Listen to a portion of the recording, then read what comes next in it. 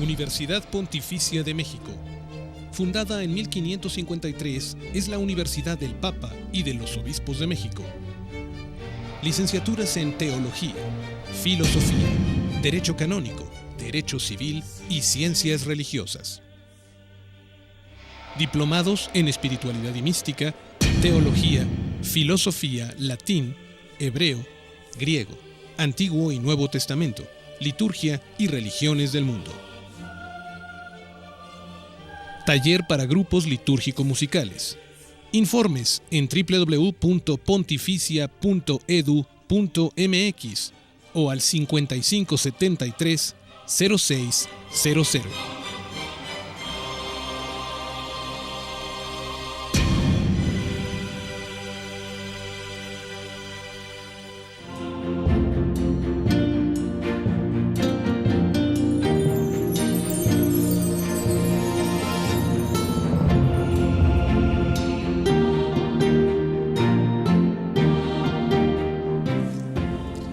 Continuamos, queridos amigos, en Ver y Creer.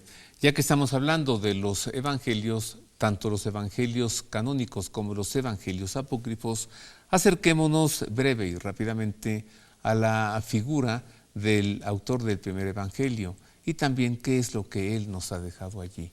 Me refiero a San Marcos.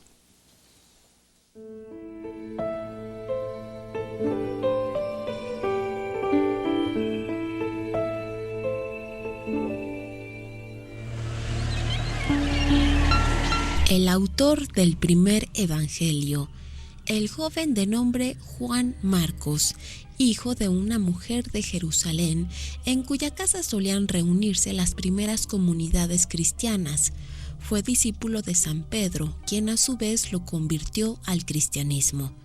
Tal y como lo refiere el libro de los Hechos de los Apóstoles, Marcos fue un judío de Jerusalén que acompañó a su primo San Bernabé y a San Pablo en su primer viaje misionero por Antioquía hasta Perge de Panfilia, desde donde regresó a Jerusalén para luego embarcarse con rumbo a Chipre junto con San Bernabé. También viajó a Roma acompañando a San Pedro, quien solía referirse a él como hijo mío. Es posible que Marcos haya comenzado a escribir su evangelio mientras Pedro se encontraba prisionero en la cárcel mamertina de Roma. Tras la muerte de Pedro, Marcos se embarcó hacia Aquilea. Al llegar se encontró con un leproso al que milagrosamente curó de inmediato. Tras desempeñarse como obispo, en el año partió de Aquilea hacia Egipto para establecer una escuela cristiana y fundar la iglesia de Alejandría, de la que fue su primer obispo. Luego de haber convertido a muchos durante unas fiestas paganas que coincidían con la Pascua, los paganos lincharon a Marcos. Una muchedumbre exaltada se apoderó del obispo durante la celebración de la Santa Misa y lo arrestaron por la ciudad con cuerdas atadas al cuello. Marcos murió al día siguiente.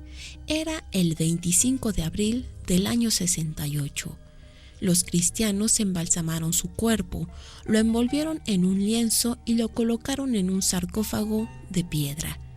Informaciones veraces demuestran que ya desde el siglo IV había peregrinaciones a su sepulcro en Alejandría. En el año 829, dos comerciantes venecianos consiguieron trasladar el cuerpo de San Marcos a la ciudad de Venecia por su cercanía con Aquilea, el primer lugar que él evangelizó. En el año 836 se consagró allí la primera iglesia erigida para albergar las reliquias, a partir de la que posteriormente se desarrolló la actual Catedral de Venecia y Basílica de San Marcos. San Marcos es el santo patrono de Venecia y su símbolo el león alado. Es también el emblema de la ciudad. También es el santo patrono de Egipto, de los abogados, notarios, artistas de vitrales, cautivos, y defiende de la impenitencia y de las picaduras de insectos. Padre Eduardo Córdoba, San Marcos refiere 2 multiplicaciones de panes y peces. porque hubo dos o una sola, San Marcos la escribe dos veces. Tal vez se trate de un duplicado. ¿Fue un milagro? Un milagro narrado dos veces, Ajá. posiblemente. Y quizá la finalidad sería esta. En uno de los relatos, los números, las cifras, algunos elementos nos hablan de un ambiente judío, y que sería el propio de Palestina. En cambio, la segunda multiplicación ya nos habla de un ambiente como de apertura a los gentiles.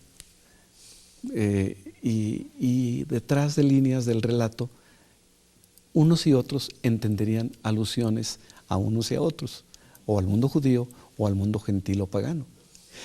Quizá la intención sería como decir, muchos participaron de este banquete,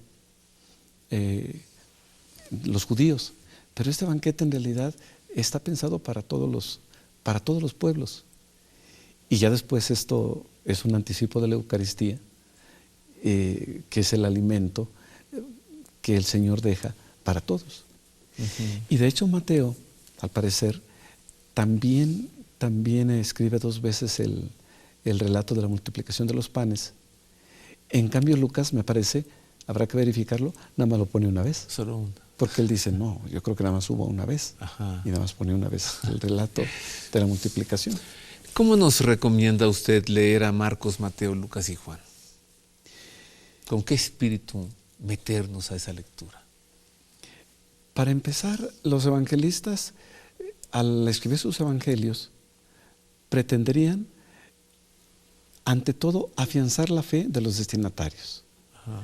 Si alguien no conocía al Señor, bueno, también era bienvenido para que a través de los evangelios lo conociera. Pero era, sobre todo, afianzar la fe, como lo dice Lucas a Teófilo. Lo dice el Evangelio de Juan. Jesús hizo muchos otros signos en presencia de sus discípulos. Se escribieron estos para que ustedes crean. Ahí está la finalidad. Para que ustedes crean en Cristo y para que creyendo tengan vida en su nombre. Entonces es recomendable leer los evangelios tratando de apreciar la especificidad, la riqueza de cada uno. Quizá comenzando por Marcos, que cronológicamente fue el primero, y luego continuando con Mateo, después Lucas y al final Juan. Y Juan se reconoce que es el evangelio como pensado para un discípulo ya más avanzado, con un lenguaje ya más sublime, más teológico. Y el lenguaje de Marcos es más sencillo, más popular, incluso en los relatos. Y si en la liturgia se nos proclama el evangelio de manera fragmentaria, no puede ser de otra manera, en la lectura personal o en grupo, se podría leer de corrido en 1, 2, 3 sesiones, y creo que queda una muy buena impresión. Y cada quien puede tener su propia experiencia de encuentro con el Señor a través del evangelio. Vamos haciéndolo, ¿no? Vamos haciendo eso. Bueno, tenemos más información. ¿Cuáles son los recientes hallazgos de textos del Evangelio? Lo más reciente. Miren. Hasta la actualidad se tiene conocimiento de una 50 de textos de evangelios apócrifos, de los que la mayoría se conocen desde la antigüedad y algunos otros han sido descubiertos recientemente, como los papiros de Oxirrinco, procedentes de una excavación arqueológica efectuada por los ingleses S.P. Grenfell y S. Hunt en 1897 en El Banasa, Egipto, y los descubiertos en un pueblo egipcio de nombre Nag Hammadi en diciembre de 1945.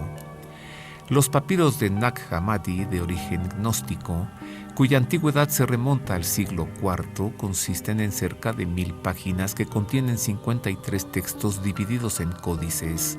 Se trata de traducciones originales del griego al copto, de los evangelios apócrifos de Tomás y Felipe, un Apocalipsis de Pablo, tratados teológicos y palabras atribuidas a Jesús. En la región donde se encuentra la población de Nag Hammadi, donde tuvo lugar el descubrimiento de estos códices, hubo una gran actividad monacal y de vida cenobítica a finales del siglo III y durante todo el siglo IV, pues allí fue donde se asentaron los padres del desierto. Por lo tanto, es posible que se trate de escritos elaborados por uno o por varios monjes de alguno de los monasterios fundados por San Pacomio, cercanos al lugar del descubrimiento de los códices. ¿Nos aportan mucho estos nuevos hallazgos, padre? Sin duda, sí.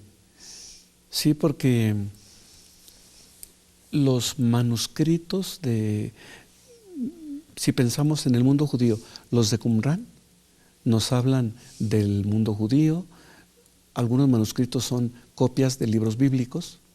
Incluso se encontró el texto completo de Isaías en hebreo, y ahí se conservaron 2000 años, porque en 1947 se descubrieron los manuscritos de Qumrán, donde estuvieron los esenios, desde el siglo II antes de Cristo hasta el año 72 quizá, cuando fue la destrucción de Jerusalén en el año 70, poco después también ellos dejaron el lugar.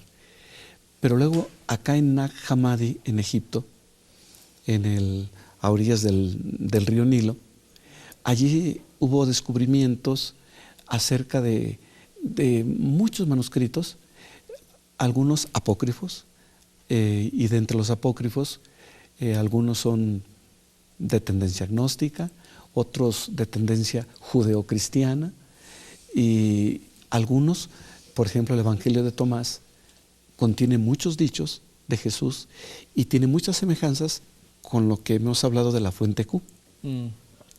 Y ahí está, por cierto, un dato para decir por qué un evangelio fue aceptado y otro no. Un criterio era que el evangelio nos hablara de la vida, el ministerio y la pasión de Jesús. Si un escrito contenía solo enseñanza, claro, no era un evangelio. Solo la parte discursiva, sin parte narrativa. Así como es. Colección de dichos. Una antología de enseñanzas. Ay, padre, en 15 segundos, déjanos una gran conclusión. Una gran conclusión, si alguien tiene ese interés por conocer los evangelios, hay que comenzar por los evangelios canónicos. Si quiere profundizar, puede también, comenzando por lo poco y ampliando el panorama, continuar con los canónicos, con los apócrifos, porque eso nos ayuda a conocer el ambiente en que se desarrolló el cristianismo. Dios pague tanta bondad de su parte de venir y convidarnos de esta sabiduría que el Señor le ha dado. Y Muchas que usted gracias. se ha conseguido, porque bien que le ha costado trabajo estudiar. Muchas Muy gracias, bien. padre. Para servirles. Gracias. El padre Eduardo Córdoba González, decano de la Facultad de Teología de la Universidad Pontificia de México, miembro de la Pontificia Comisión Bíblica, doctor en Sagradas Escrituras. Un placer haber estado con usted a través de la televisión. Mis mejores deseos. Que Dios le guarde en su corazón. Feliz semana. Gracias.